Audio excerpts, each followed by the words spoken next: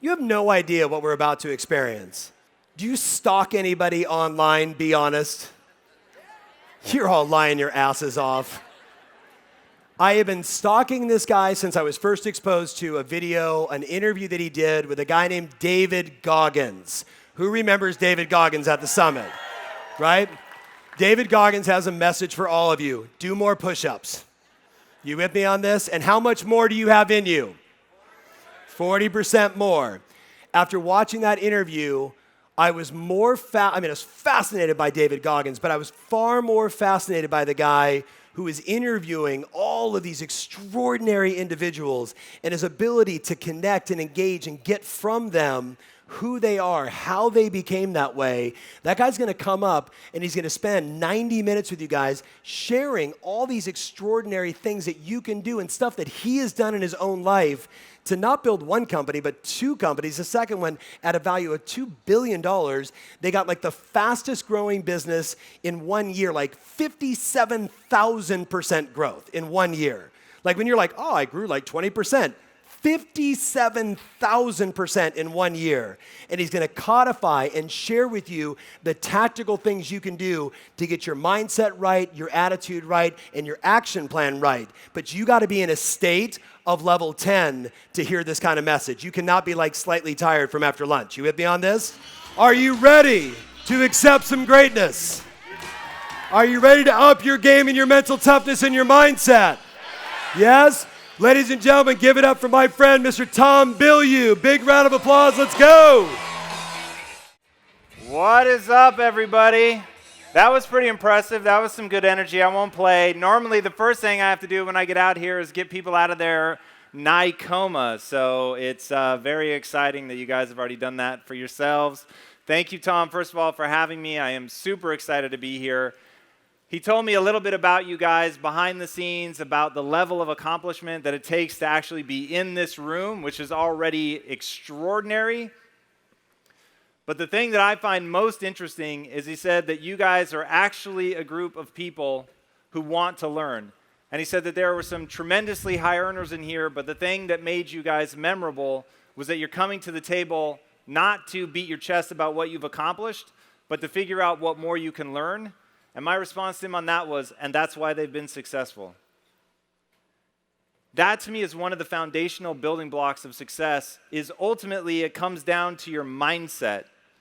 That's, to me, the most important thing that anybody could build is the way that you think. Your mindset is the foundational operating system to everything that you do. And if you don't get that right, the chances of you having the level of success that you want to have is exactly zero. So I want to walk through today is really two things. One, how to build your mindset to be effective, and then two, how to actually execute on your business. All right, the most important thing to know about me is I am not a born entrepreneur. Do we have any born entrepreneurs in the house? 1? 2. All right, I find that depending on whether I announce that I'm not a born entrepreneur first, or if I ask if there are others, the numbers tend to vary pretty dramatically. I am not a born entrepreneur. I wish that I was. I look at people that were selling flowers back to the people of whose yards they ripped them out 30 seconds ago.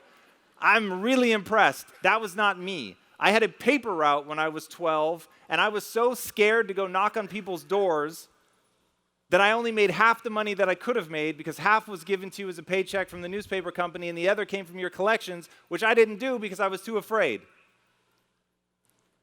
And that's where I started. I started with what I lovingly now refer to as the slave mentality. I kept my head down, I did as little work as possible, and avoided punishment at all costs. That's what my parents taught me to do. They taught me to be a good employee. They taught me not to have tall poppy syndrome, where you stand up too much so that people cut you down. So I wanted to fit in. And those were my beginnings. And when I went away to college, things began to change for me. But the first thing that you have to understand for my story to make sense is this quote, and I am going to belabor the point. I'm going to read this entire thing, because if you understand this and why this is one of the most important things in my life, you've got a shot at understanding what I'm trying to convey here. To those human beings who are of any concern to me, I wish suffering, desolation, sickness, ill treatment, indignities. I wish that they should not remain unfamiliar with profound self-contempt, the torture of self-mistrust, the wretchedness of the vanquished.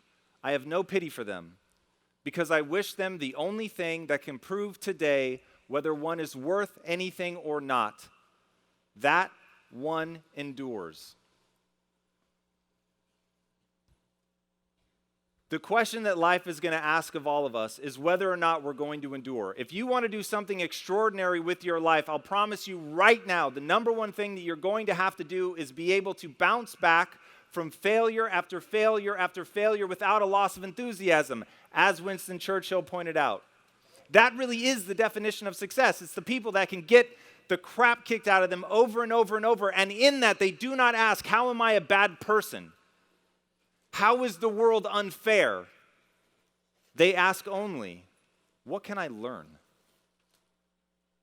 What truth did I just encounter that caused me to fail? And then, without losing any of the energy for what it is that they're trying to accomplish, they keep moving forward. If failing, if getting embarrassed, if those things diminish your will to win, if they show that you do not have what it takes to endure, then you will lose, you will be forgotten by time. Now, I'm always very careful to let people know I am not the right person for most people to take advice from. I am not the guy to take advice from if you want a nice, quiet life. That holds no interest to me. If, however, you want to play on a world stage, if you want to matter, if you want people to know your name, then I'm your guy.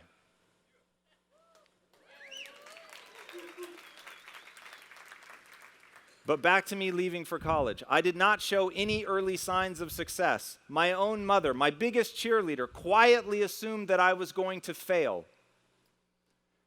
The funniest thing, my mom literally has to kick me out of the house. I didn't want to leave. I had a moment of panic. I didn't want to go away to college. I was one of only 2 people to leave my state and go on to an out-of-state school. And I wanted to stay and be with my friends, and my mom forced me to not chicken out, to go. And so I moved to Southern California. And then she spent every day since trying to get me back. And I said, Mom, this doesn't really make sense. Like, literally, all you had to do was not push me out, and I would have stayed close. So why did you do it? And she looked at me, and with no malice in her heart, she said, I just assumed you would fail. Now, the reason she said that was because she was right. She had accurately identified my skill set as of that moment. The honest answer is anybody looking at me would have assumed that I was going to fail, and I'm sure that that was on many people's lips. The one thing that they didn't give me credit for was ambition. All they could see was I did not yet have the drive. I didn't have the drive to make my dreams come true, but I had these incredibly big dreams. And the reality is all of us have the choice to make. And if you know this image, it's from the movie The Matrix. The Matrix is the key metaphor for my life. You're going to see it throughout this talk. And what Morpheus is offering right now is nothing more than the truth. You take the red pill, you wake up in the real world, you see how things really are. You take the blue pill, and you get to decide you can believe whatever you want. He doesn't promise that the red pill is going to be easy. He doesn't even necessarily promise that it's going to be a better life. He only promises that it is true. And that's what I began to learn about myself. I had to look at myself and be willing to figure out who I really was. And at the end of the day, that was going to be the only thing that mattered. And by putting myself on a quest to learn about my mindset, to figure things out, everything began to change in my life. From 2010 to 2013, the average company grew by 8%. In that same time period, Quest grew by 57,000%. Through my mindset, I took myself from scrounging in my couch cushions to find enough change to put gas in my car, that is a true story, to building a billion-dollar business. And the question is, how did I do it? We ended up placing number 2, sadly, although this is perfect for me, because it was just high enough to be badass and just far enough from first, and I'm pissed. So that I'll keep going and I'll keep pushing. But the question is, how did this kid go from his own mother quietly assuming that he was going to fail to building the second fastest growing company in North America and to generating real wealth in his life? And the answer is, there's 2 things. 1, you have to develop your mindset. I hinted at what 2 was earlier, and we'll get to that in a minute. The first thing I want everybody to understand is the matrix has you. Now, the matrix to me is a simple metaphor. I don't actually believe that we're living in a computer simulation, and even if we are, I don't think that it matters. But what does matter is your entire life is being lived by your brain. Now, what do I mean by that? If you know a guy named David Eagleman, he wrote a book called Incognito. In the book Incognito, he makes one thing abundantly clear. You live in a virtual environment, whether you realize it or not. That virtual environment is created by the 3 pounds of squishy material between your ears. Think about this. Your brain never touches light. Your brain is encased in a bone box in total darkness, and yet it takes photons that fall on the eye and turns it into electrochemical stimulus, and from that, it paints this environment. It fakes the sense of depth. Think about this for a second. There's not some little image of this room projected into the back of my mind. This is all being turned into electrochemical stimulus, and my brain then manufactures this environment. There's actually a dime spot blank part in your field of vision where each optic nerve connects to your eyes, and yet you have no experience of it. That is completely invisible to you, even though it's massive and it's dead center in your eyes. The reason that you don't experience it is because your brain fills it in. Your brain makes a guess as to what would be there, and your brain is so good at guessing and so good at presenting it as if it were real that you have no sense. It is completely seamless to you. When I heard that, I remember getting the chills and setting the book down and saying, my brain is lying to me. That rat. Now, the question becomes, if this is all made up, if the sense of distance between you and I is completely manufactured by my brain and it's not real, meaning what I see of it, it's real enough in that if I walk, I'll hit you at about the point that I'm expecting to bump into you because my brain can create that sense of distance. But it's doing it by translating those signals. It's manufacturing this space. So if that's true, and my brain fills in the gaps, does my brain also have biases? And the answer is yes. Neuroscience has gone deep into how many different biases that we have as humans. I'll give you one because this one is profoundly impactful. You're more likely to believe something negative than you are something positive. Now think about how that can echo through your life. Each of us has to realize that all of the beliefs that we have in our life are choices. The scary part about the most important beliefs in your life is most of them are invisible. I'm going to give you a couple questions that will highlight invisible beliefs that you have that are controlling your life, that are exactly why I say the matrix has you, because depending on how you answer these questions will determine your life. And if you don't recognize something scary in your own answers, think about the people that you love, that you want to help and you can't, and you wonder why. The answer is almost certainly related to how they answer some of these questions. Number one, this comes from Einstein. He said, the most important decision any human being must make is whether or not you live in a friendly or a hostile universe. Now, he could have said realization, but he didn't. He said decision. You have to decide because there is no empirical truth. You don't live in either a friendly or a hostile universe. You decide. And that perception, that viewpoint from which you judge everything else that happens in your life will be colored by whether or not you think it is a universe that is working for you or against you. And it's a choice. But most people think of their viewpoint as being patently real, as being just objective and true. And so they never stop to question the fact that they actually decided that at some point, either because their parents acted in accordance with that it was either hostile or friendly, and they just absorbed that, or their friends or the people that they work with or whatever. But somewhere along the line, they came to believe that they live in either a friendly or a hostile universe. But you could change right now. Right now, you could make a different decision. And if you believe that the world is working against you right now, you could choose to believe that it's actually working for you. And in making a fundamentally new and different assumption, it empowers you to move forward, and this is something that I will repeat in this talk. The reason that matters is human beings do not invest energy in things that they don't think will yield a result. Now, a lot of the mistakes that we make as people is we refuse to act because we have convinced ourselves that that action will not yield a desirable outcome. And because we believe that action will not yield a desirable outcome, we don't move forward. So I'll bring it back to my story. I go to film school. My mom kicks me out of the nest. I get to USC, and I realize, much to my dismay, that getting into USC, the school, and getting into USC film school is entirely different.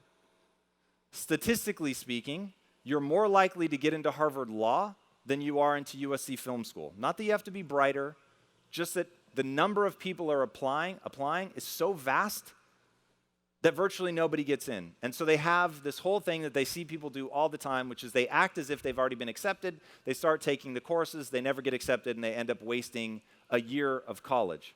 And so all of the counselors advised me not to do it. They said, you haven't been accepted, the chances of you being accepted are virtually zero. You just have to embrace you didn't get into film school, and that's that.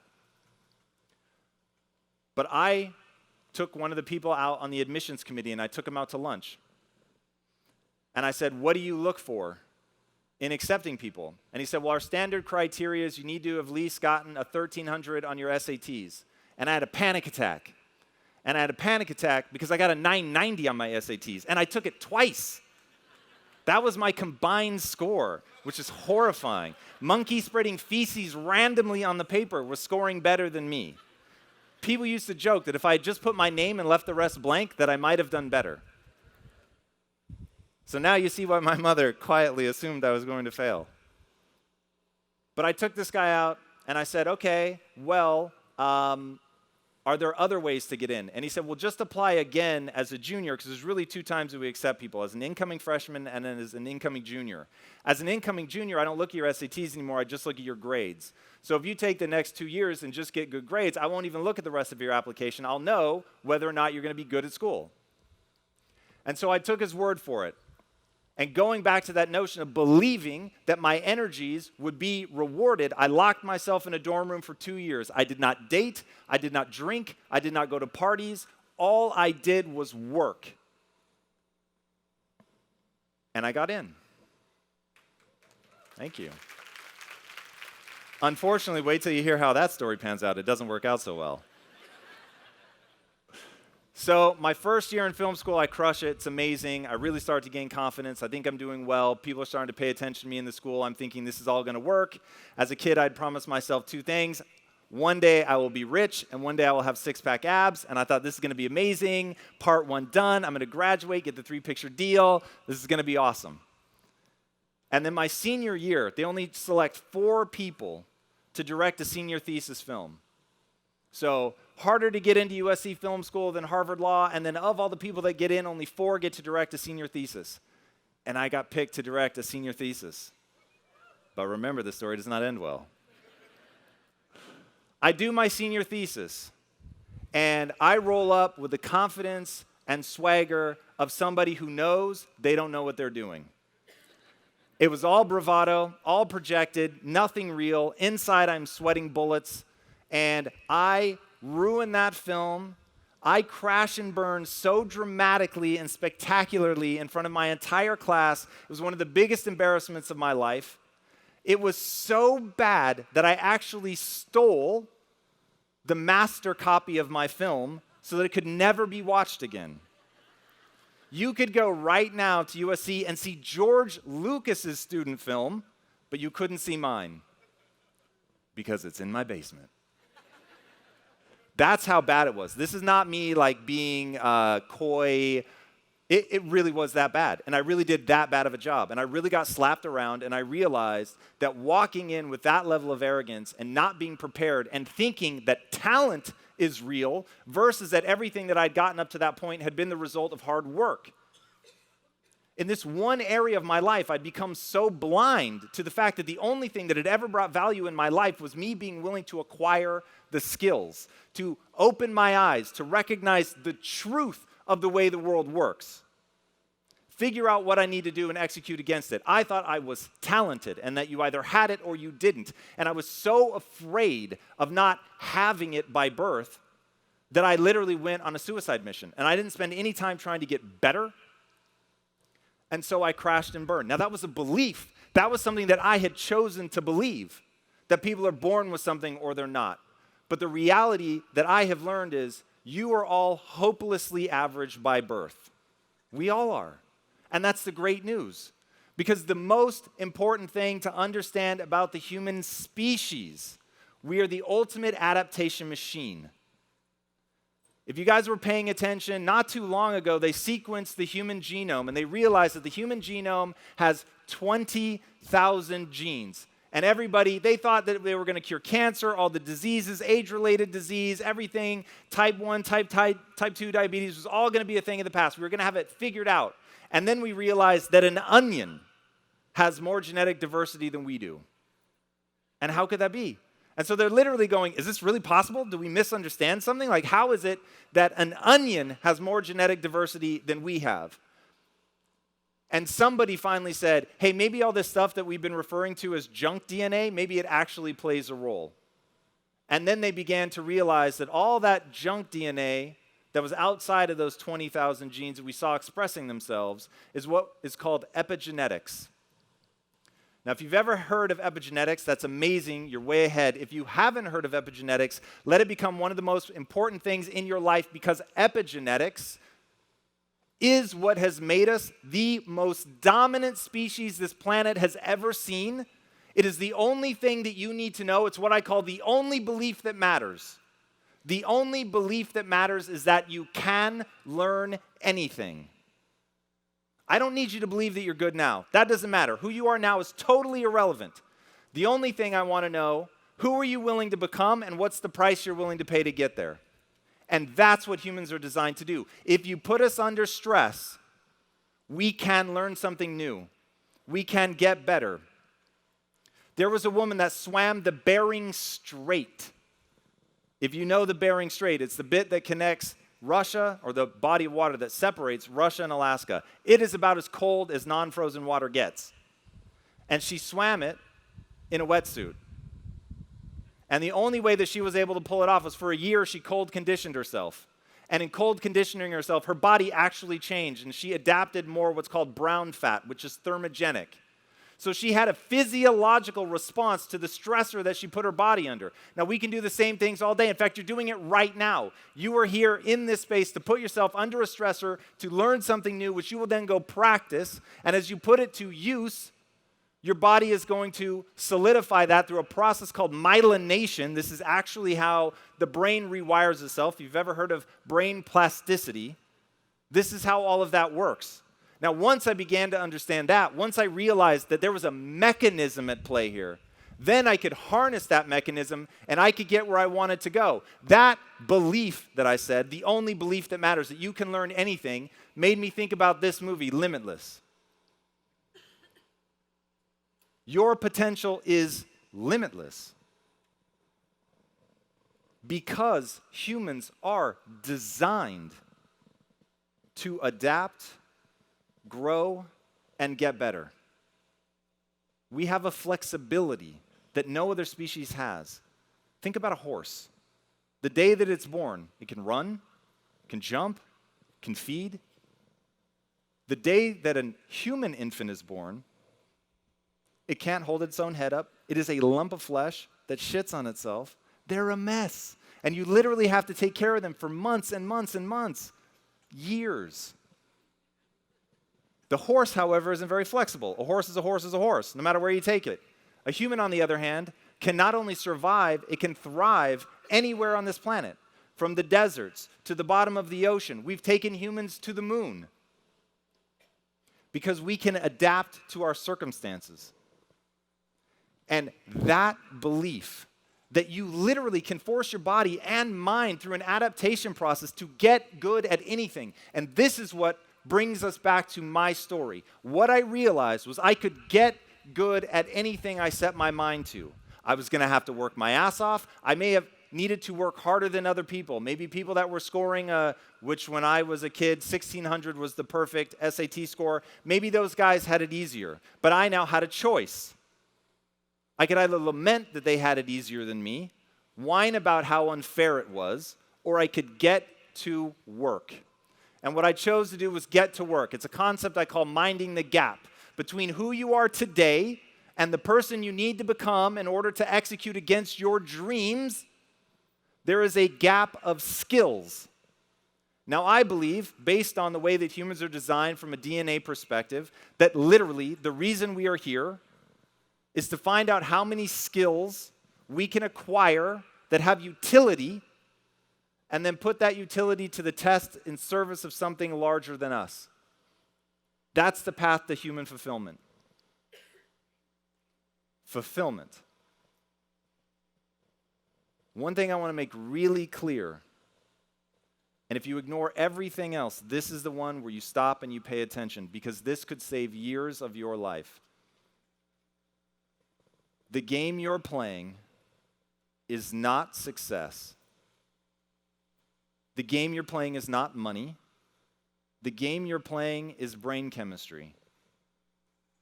The only thing that matters in life, truly, the only thing that matters in life is what you think about yourself when you're by yourself and have nothing but your own thoughts.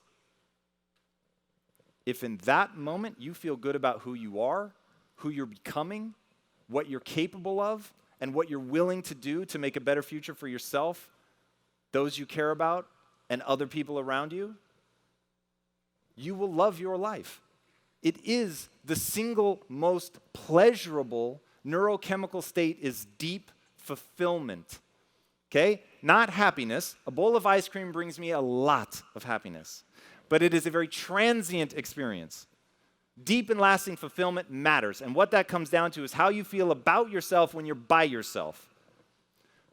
So focusing on skill set, focusing on what you want to become, focusing on what it is that you want to get so good at that you can't be ignored. What, to use the matrix, you have to understand is, what is your kung fu?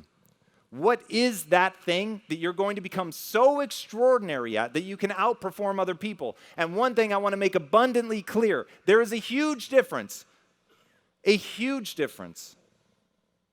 between sitting on the bench and winning a championship and being capable of a championship performance. Don't worry about the accolades. Don't worry about the rings. Worry only about becoming capable of a championship performance. That fulfillment that I was talking about, fulfillment often is born of suffering. It is born of the difficulty of doing the hard things over and over and over. Each and every one of you ask why you're sitting here when the next person is not, and the answer is you did things that they were unwilling to do. You worked when it wasn't fun. When it was boring, you still pushed hard. When it got hard and you got knocked down, you got back up. You focused on something that allowed you to keep moving forward, and you did that. You moved forward. You kept pushing. You didn't let any knocks to your ego stop you. You learned to self-soothe, find the center, find the lesson, and move on. Now, the good news is developing skills is a very simple process. It starts with ABL, always be learning. Now, for me, that's usually reading. I read voraciously. One of the things that I realized is just left to my own devices, I don't think very interesting stuff. But if you let me interact with really cool people that have thought a lot, and to paraphrase Socrates, read so that you may learn with ease what others have learned with great difficulty. So I read voraciously. I watch YouTube videos voraciously. One of the reasons that I put out content is because so many amazing people have taken the time to say what they've learned, and I've gotten to go learn from that. So I want to pay it forward. But always be learning, whatever your method is. Open yourself up to being changed. I know this is going to sound a little silly, but whenever I read a book, I say a little prayer right before the book, and it goes like this. I am open to being changed fundamentally, forever, and for the better by what I'm about to read. I don't go into a book thinking of myself as an expert, even if I'm reading on a field that I have a lot of experience in. I go in hoping that I will find that next piece of information that's really going to change my life. The next thing is to realize that what you believe is a choice, and we talked about that earlier. And I want you guys to know that your belief system can be changed at any time, but your belief system is what guides your entire life. So the first part of this that we talked about was to ask yourself, do I live in a hostile or friendly universe? The next thing I want to ask yourself is everything a miracle or is nothing a miracle? And the third thing I want you to ask yourself, can you do anything you set your mind to without limitation? Or are there limits to what you can comprehend? I'm not saying there's a right or a wrong answer to any of those questions, but I am saying depending on how you answer them will determine one thing, and that is what you believe the results will be when you put energy in a given direction. Here's why most people fail. In fact, right now, I'm going to give you the answer, and as soon as I say it, you're going to be like, yeah, of course, that's right. I want you to all lock it in your minds. Why, like if you had to boil it down, why do most people fail? Got it locked? The answer is they never start. Now, the reason that most people never start is because they don't think that they're going to get a result from their actions. And then that's going to come down to a belief that they believe about themselves. I'm too stupid. I'm not good enough. I don't have the natural talent. I wasn't born at the right time or in the right neighborhood. My parents didn't teach me that. That's why most people fail. There's a great quote by Amelia Earhart. I'll paraphrase. The hard thing is taking the first step. Everything else is just persistence. And I've always loved that quote because it's so true. It doesn't mean that you're going to get it right. It doesn't mean that just because you start, you're going to win. In fact, most likely, the first thing you do, you're going to fail. Think about all the times that you guys tried something and it failed, or the first time when you tried to get the business going and it didn't work, or the first house you tried to sell and nobody went for it, or the first time that you lost money. And the question is, what did you do then? If you learned from it, doubled down, figured it out, focused only on the truth, then you'll move forward. You move forward because you believe you can learn. And that's that thing, hiding in that. And this is the thing when people ask me, hey, my mom or my wife or my husband, whatever, they don't have that belief system. They don't have what Carol Dweck calls a growth mindset. How do I get them there? The answer is you don't until they are convinced that they can learn anything that they put their mind to, that their energies double down into that area of gaining skills will actually pay off with a real-world ability to do something new. They're not going to act. So understanding that what you believe is a choice is critical. Be an eternal student. Always be learning. When I say be an eternal student, what I'm talking about is sitting at somebody's feet and trying to learn from them. If you approach everyone as if they have something to teach you, that they are your superior in some way. And I mean, think about the people you hate. Think about the people that you just think are total dumbasses. Just know you've closed off a bit of knowledge. They do know something, even if it's what not to do. But if you can engage with them and really let your ego down and learn from them, and one of the ways that I think about this is if you're criticizing me, it's like you're throwing a rock at me. Or flip it. It's like you're throwing a nugget of gold at me. And it's going to hurt. But I've got to lower my defenses, let it hit me in the face. But once I do that, now I've got the nugget of gold. Now I see something about myself that I didn't know before. And that is incredibly powerful. And this is one of those areas that a lot of people fall down is there's a saying called the psychological immune system. The psychological immune system's job is to make you feel good about yourself. The problem is feeling good about yourself is often 180 degrees diametrically opposed to the direction you need to go in to learn. You first have to accept that you don't know. You first have to accept this person actually knows something that I want to know. But you can't do that if you're not the eternal student. All right, become anti-fragile. We're about to dive way into that, and the same with grit. All right, who's read Nassim Taleb's book, Anti-Fragile? Oh, you guys have an exciting time before you. All right, there is an amazing book called Anti-Fragile. Again, it's by Nassim Taleb, and the whole point of the book goes like this. Something that is resilient, something that is tough, all of those things, any of those words you want to apply to it, they are still things defined by their breaking point. Their breaking point may be far away, but they are still things that are defined by where they break. To become anti-fragile is to build a system, to put it in place, that the more it's attacked, the stronger it gets. That's the key. This moment changed my life. So here I am. I graduated film school. I've stolen my master. I am totally lost. I don't know what I'm doing. I did not get the 3-picture deal. I feel adrift at sea. I am flirting with depression. I can't afford furniture, so I come home and lay on the floor of my apartment and feel my face meshing into the carpet. The kind where you lay there for like an hour and a half, and by the time you get up, you've got the marks of the carpet on your face. That's where I was because I was lost. I didn't know what to do. I still had this dream, but I had no idea how to make it come true. And these two guys around that time come across my path. They know that I'm trying to become a filmmaker, and they say, look, you're coming to the world with your hand out. If you want to control your art, you've got to control the resources. So come work with us. We're starting a technology company. We need a copywriter. Be the copywriter. But understand, this is a startup. You can have any position in the company you want. You just have to become the right person for the job. So I was just young enough to take them at their word. I dove in the company, and I thought, okay, this is amazing. First of all, these guys are bodybuilders, so they got six-pack abs. And second, they're rich. So the two things I had promised myself as a kid growing up in Tacoma, here they were incarnate. I was super excited.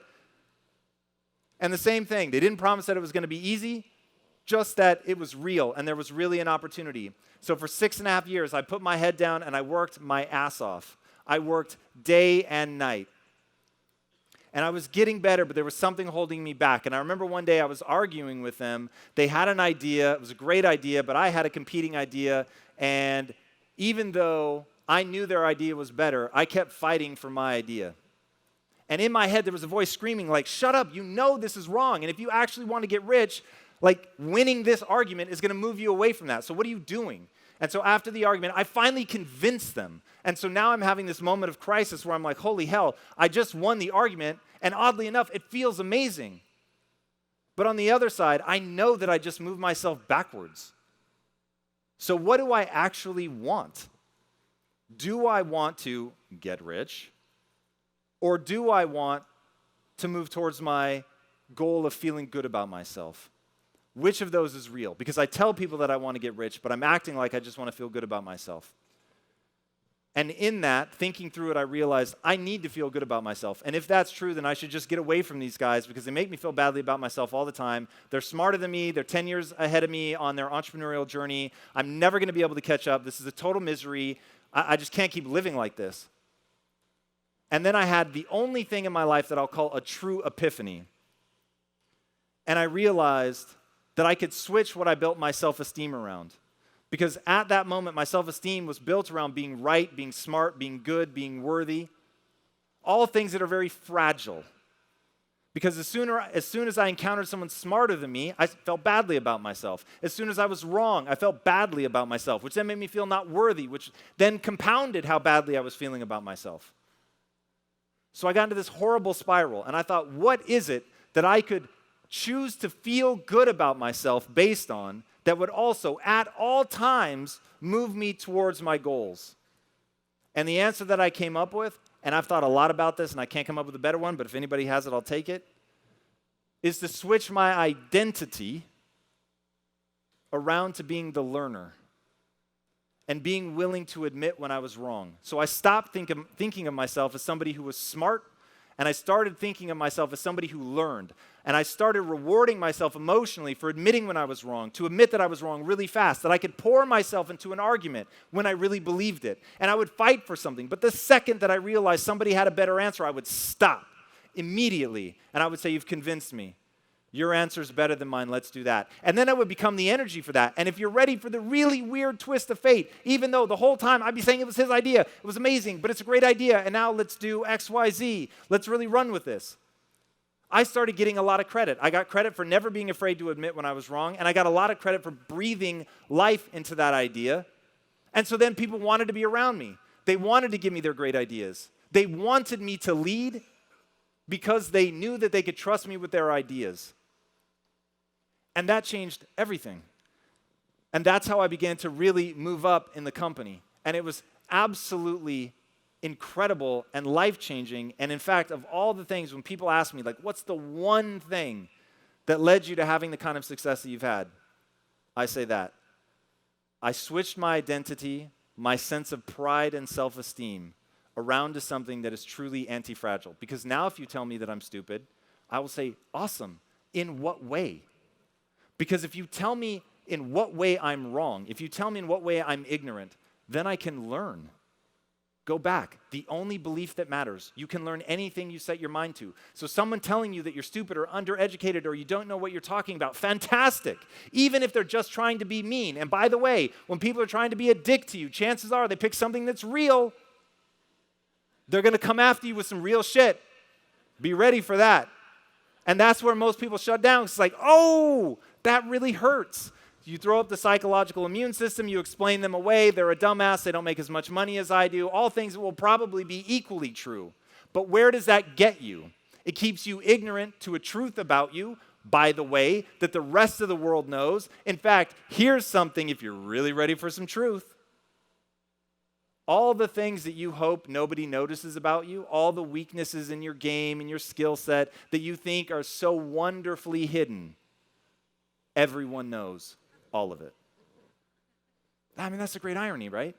Like, you're only protecting yourself from the truth. Everybody else is already thinking it. We're going to get more into that later. I've got a whole slide on that. But becoming anti-fragile, it is the single most important thing you can do to supercharge your life and get where you want to go. All right, develop grit. If you guys haven't already read Angela Duckworth's book, Grit, read it. It is amazing. The punchline of grit to me is that it can be developed. This is not just something that you have or you don't have. There's actually a process that you can go through where you can develop more grit in your life. I think it is absolutely essential for anyone to do that. Going back to that initial quote, which I read the whole thing of, which really defines my life. Can you endure? Can you endure? At the 6.5-year mark of my quest to becoming an entrepreneur, through sweat equity, I had earned ownership in the company. On paper, I was now a multimillionaire. I was making more money than I'd ever made in my life, and I was completely miserable. And I was living the cliche of money can't buy happiness. Now, that was super ironic for me because I understand the power of money. I understand what it can do. Money is more powerful than most people think. It's just not at all what they've been told. Money's inert. Other than if you have paper money, you can light it on fire and it will kick off heat. Other than that, it only does what you tell it to do. So in and of itself, it can't do anything. But it is the great facilitator. So if you know what you want to accomplish, then money is absolutely incredible. But in that moment, I didn't know why I was chasing money. I just knew that I wanted money. And so I had come up completely emotionally empty. And I went in and I quit. And after 6.5 years of climbing my way up, I sat across from my partners and I said, here's your equity back. If I don't cross the finish line, I don't think I should get anything for this. I'm unhappy. I want to go do something that makes me feel alive. Remember, the game you're playing is not success. It's not money. It is brain chemistry. I'm speaking from experience. I got to that point where I had more money than I thought that I would have, and it wasn't doing anything for me. And so I realized that my life needed to be predicated around something else entirely. And that something else was going to be something that I was deeply passionate about. It was going to be the thing for which I could actually be gritty. It was going to be the thing that would allow me to endure. Because if you want to endure, the only promise I can make is you will only do it for something that you care deeply about. Now, if you haven't heard somebody say the words that make me want to bite them, which is follow your passion, I don't know where you've been hiding. And the thing is, they're right. You should follow your passion. The problem is the vast majority of people in the world, and if not you directly, I guarantee someone you know, love, and care about very deeply struggles with this. They don't know what their passion is. And we use language that makes people think that you've got a passion, it's hiding in your head, maybe it's behind the curtain somewhere in your mind, and if you could just uncover it, suddenly your life would be different. There'd be a ray of sunshine. You'd be able to do whatever you wanted. You'd have all the energy in the world to go do this thing. But that's not how passion works. Passion must be developed. It is a process. And it goes like this. Identify areas of interest by encountering a lot of stuff. You're going to go out there, you're going to do things. As with most successful things in life, you need to do things. Encounter stuff, find out what sparks your interest. Once something sparks your interest, if it turns into a real fascination, which you will only know by engaging with it, if it turns into a real fascination, then we go hog wild to actually gain mastery. One of the most foundational building blocks of human happiness, fulfillment, is progress. So the act of gaining mastery in and of itself is super powerful.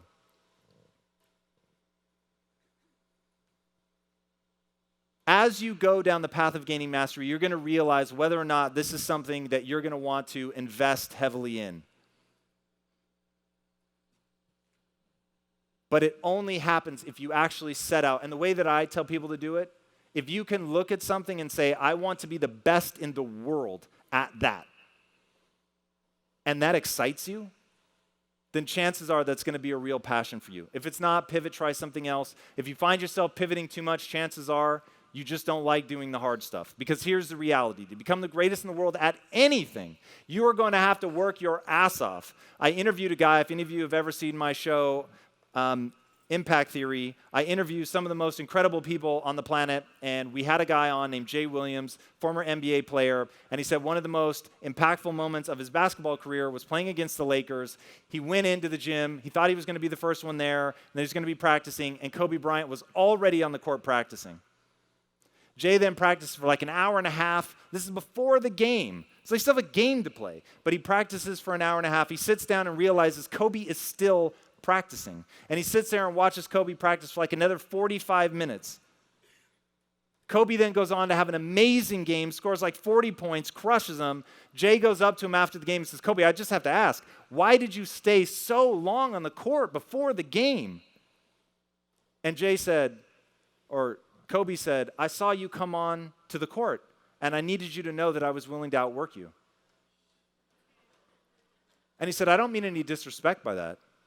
I just need you to know that I'm willing to go harder than you are, and that's what makes me the greatest. Now, it's Jay Williams telling that story. It's Jay saying, I have the chills on the back of my neck. That's what it takes. Jay wasn't offended. He was changed by that comment. It really does come down to that. When you love something enough that you're not going to be beaten, when you love something enough that you will give it your everything, that you will literally pour yourself into it, that you will give yourself over to it completely. And that, if you want to know what I wish for everyone in this room and in the world, is to develop that thing that you would pour yourself into so completely that you've literally given yourself over to it. And the way that I explain it to my wife is, she's my number one. And I mean the following sincerely. But if she ever asked me to give up my ambition, we couldn't be together. Because she would be asking me to give up something that is so fundamental to who I am that I would cease to be who I want to be. And so she could ask me to give anything else up, but never that.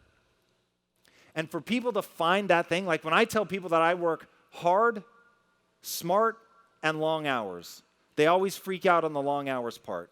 And they always say, well, Tom, if I'm working hard and smart, why do I have to work long hours? And the answer is, because if you don't, I'm going to eat your fucking lunch because I'm working all three.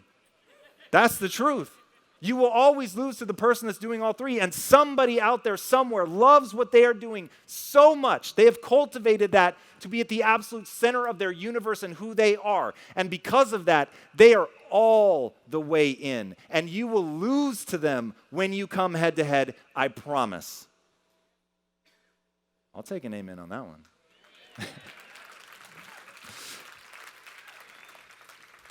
All right, your second job is you have to build your mindset. You have to build your actual business. So number one is mindset.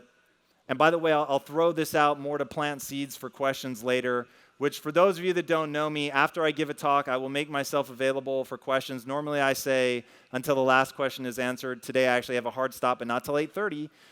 So I will stay out in the parking lot wherever I have to answer questions until the last question is answered, until we bump up against 8:30. You'll understand more as I go through this, why I have such a commitment to people that I believe that I'm here to serve. But getting to build your business is the next part of the equation. Mindset, though, is in place number 3. And the two things that come before it that I don't talk about in my talk, but I usually get a lot of questions about, is diet and exercise. If you want to generate energy in your life, if you have something that you love and you're willing to give yourself over to it completely, you won't have the energy if you don't optimize cognitively. There's just a reality to the biology of being a human being. To generate ATP, which is the inner source of your body, which is created by mitochondria, if you're not keeping your mitochondria healthy and in shape by eating right and exercising, you're never going to have the energy when you need it. I've once answered questions after giving a talk for 11 hours without stopping for the restroom or food. And the reason that I'm able to do it is because I stay in shape, not because I want to. I hate working out. I hate eating right. All of that stuff sucks. A bowl of ice cream is awesome. Everything else virtually is lame in comparison. Can we agree? I mean, so it's not a question of want, it's not a question of fair, how it should be, it's just a question of is. To me, getting to the physics of any situation, of really understanding what is at play. And the physics of the human experience is the human mind and biology. And until you understand those, you're never going to be able to do the things in your business that you want to. All right. I'm going to go relatively quickly through this because I want to get to questions. So the building your business part, if people really want to go deep, it's more fun when it's super specific. And so we'll get to that in the following Q&A. But guys, you live in a new world. Okay, you live in a new world, and I need everyone to really understand that. Social media has changed everything, and if you've ever once said to someone you care about, to yourself, or God forbid your children, that they're wasting time on social media, you are crippling them as the next generation of business people. I don't say that tongue-in-cheek or over the top at all. Social media is the single most empowering invention since the advent of the internet. And the reason that's true is right now you can connect with people that in any other time in history you would be unable to reach. You live in a world where you can get real-time feedback from your customers on what they like and what they don't like. That has never existed before. Advertising and marketing has always been a one-way street. You put something out and you have no idea what people think about it. Now you can find out in real time. How did Quest go from not existing in 2010 to a valuation of over $1 billion in 2014? By building a community. Now, the new world that you live in is populated by millennials and Gen Z. If you haven't started hearing about Gen Z yet, you will. They think about companies differently, certainly than I did growing up. They want to know who companies are. They want to know what companies stand for. It's not enough anymore just to know what the brand image is. They want to know about the people behind the brand. People would email Steve Jobs directly, and as soon as he replied, they would publish that out to the world because people wanted to understand Steve Jobs. At Quest, I started doing an interview show called Inside Quest because people wanted to know who we were. They wanted to know what we stood for. They wanted to understand, what does it mean to buy this product? What are you doing with the profits? And that's something you're going to start hearing more and more. People want to be able to have impact, and they want to be able to make an impact by supporting your company. Now, if you know what this image is from, you're already on a very good path. This was created by a hairdresser who went around and did makeovers on homeless people. And he would film it. And it was beautiful, heart-wrenching, amazing. And this is the one on my right, your right as well. This is the image of the guy seeing himself for the first time. And you can just see on his face, that's social media. Cost the guy whatever the cost of his time is, and then he just filmed it with his phone. That shows, if you go to that barber, like now it means something different. A, he's known all over, so forget about him now worrying about getting the next client. But also people want to support him not just for an amazing haircut, because what a good dude, right? So finding ways through this new world of marketing to tell people what your why is. That's what it's all about. Who knows who Simon Sinek is? All right. Simon Sinek wrote a book called Start With Why. It is incredibly powerful. This is something that all of you should be thinking about. It's not just what you do or how you do it. It is why. What is driving you? For me at Quest, So I go into my partners. Remember, 6.5 years, I go in and I quit. I'm not going to cross the finish line. Here's your equity back. I'm driving home. I'm talking to my wife on the phone. I did it. We're going to go do something that makes us feel alive. This is going to be amazing. And they call me, and I said, look, let me take this call. And I click over, and it's my partners, and they invite me out to dinner. And out of love and respect, I go. And they say the words that ended up changing the course of my life, which were, we could do this without you, but we don't want to. And that's what I needed to reconnect to something other than the money. Up until that point, I'd gotten lost in chasing the money. But the money wasn't the thing that I really wanted. It wasn't my why. I had a totally different why. I wanted to add value. I wanted to be myself and let that shine through. I wanted to connect with people and build a community. So in 2009, at the height of our success as a technology company, we decided to sell that company and start a protein bar company, which everybody told us we were crazy. It didn't make any sense. There were 1,600 bars on the market that we would be competing against in a category that had been declining for years. One distributor told us, I need another protein bar like I need another hole in the head. But we kept going because we believed in our product. We believed we solved a market problem that people wanted, which there were no protein bars on the market that we would eat. There was nothing that was high in protein, tasted great, but didn't have sugar. Everything else did. But that was our why. We were going to end metabolic disease. It was something that I was deeply connected to. Thank you. It was something I was deeply connected to. I grew up in a morbidly obese household. Mother Teresa has an awesome quote. No one will act for the many, but people will act for the one. And it was very easy for me to show up every day thinking about my mom and my sister, both morbidly obese. I knew I was going to lose them both way too early if I couldn't do something to solve the problem. So I wanted to make food that they could choose based on taste, and it happened to be good for them. And so that was my why.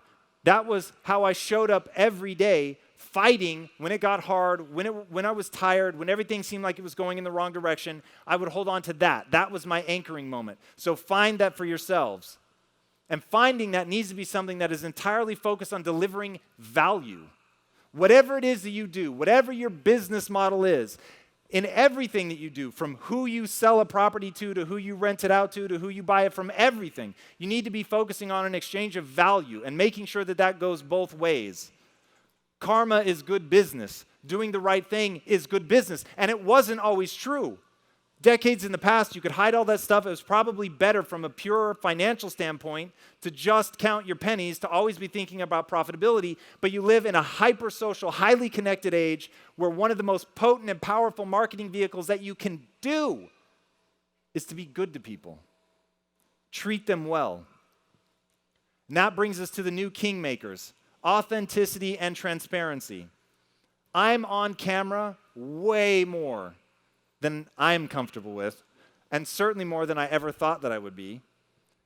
And I didn't want to be at first. And my chief marketing officer back at Quest harangued me for more than 2 years to step out front and finally give a face to the company. It's already happening, but it is only going to accelerate more and more and more. So for those of you, look at Tom Ferry. That's exactly what I'm talking about. It's value-add content. He steps out front. You get to hear how he thinks. You get to connect with him. It's one of the most perfect examples of how to use social media in the new era that I've ever seen. It's absolutely breathtaking. It was an honor to be on his show because it works. It does all of the things that you want to do. It allows him to show you who he really is so that you can feel connected to him and not just the business, and that's important.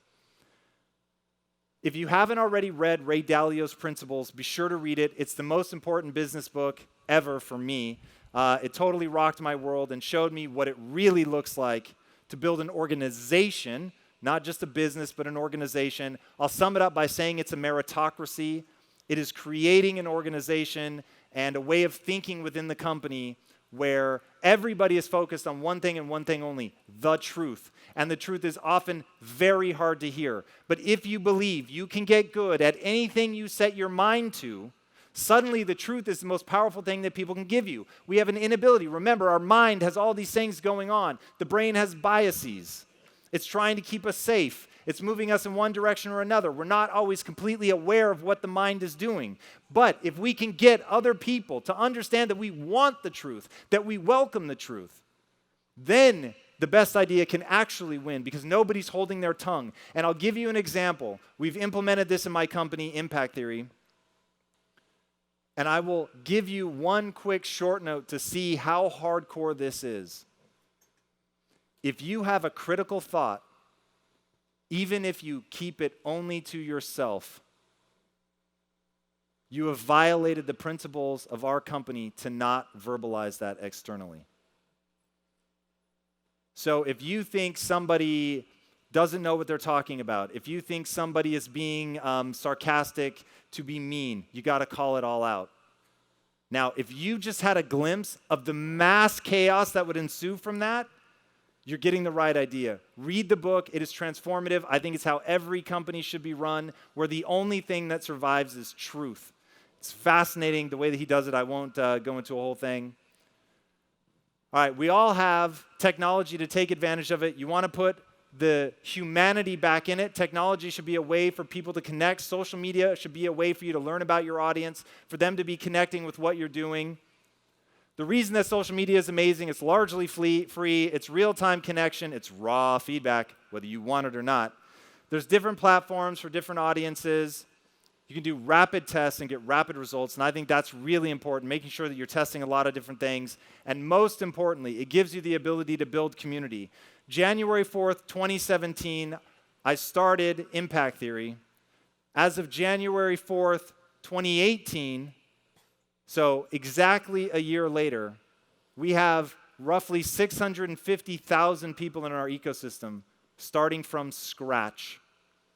So in a single year, simply by putting out content, we were able to build an ecosystem of 650,000 people that I can reach on a daily basis. Thank you. Building that community around what you do, and think about it, it's built around what you do, who you are, the things that you're doing, you're adding value in your content. People feel connected to you. They feel like you've added value. In fact, first of all, I'm honored to everyone that stopped me to ask for a picture and say kind words. Thank you. That means more to me than you will ever know. But really now abstract it for a second and think about that. People in my ecosystem stop me, a business owner, stop me to thank me for marketing to them.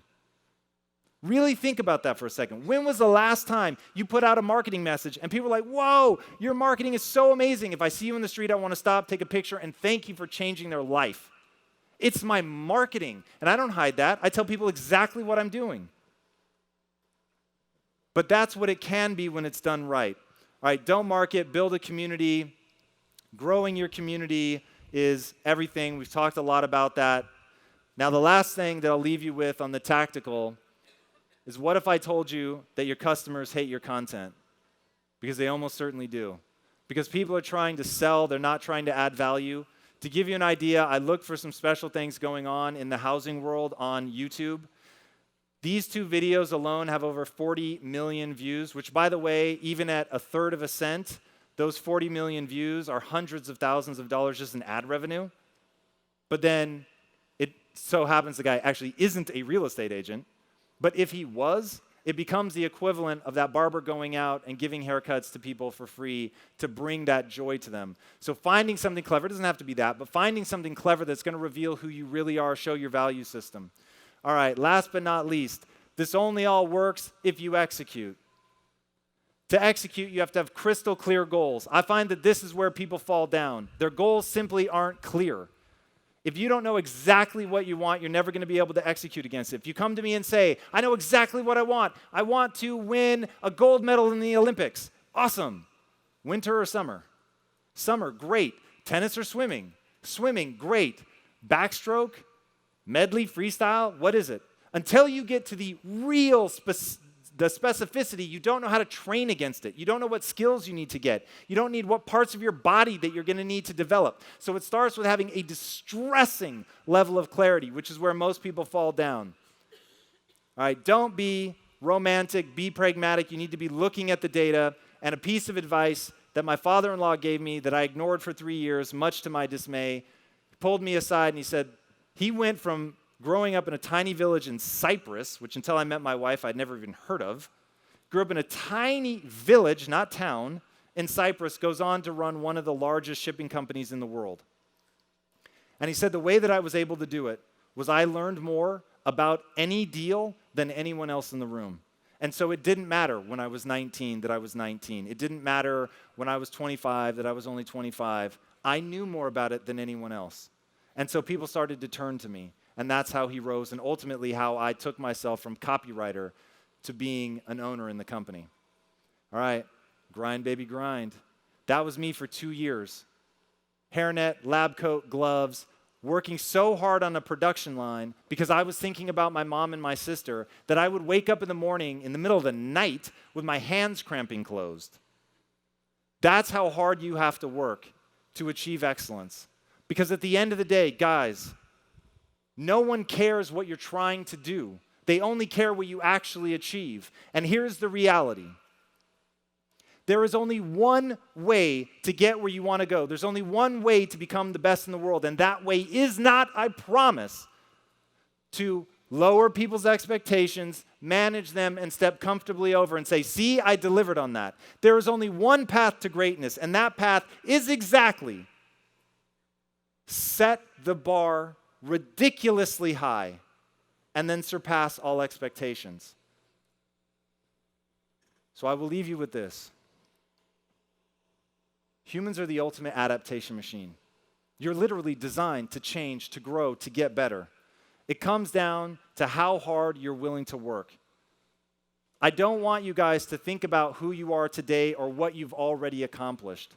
I want you to think about the person that you're willing to become and the price that you're willing to pay to get there, because if you're willing to outwork people, if you're willing to do more than anyone else, if you're willing to give yourself over to something, there is literally nothing that you can't accomplish. You just have to believe. Thank you so much. Hey, you're the kind of person like me who's always looking for great stuff, new ideas, innovation, and ways to improve my life and my business. Check out the link below at tomferry.com/agent-tools because I've got lots of great stuff for you there.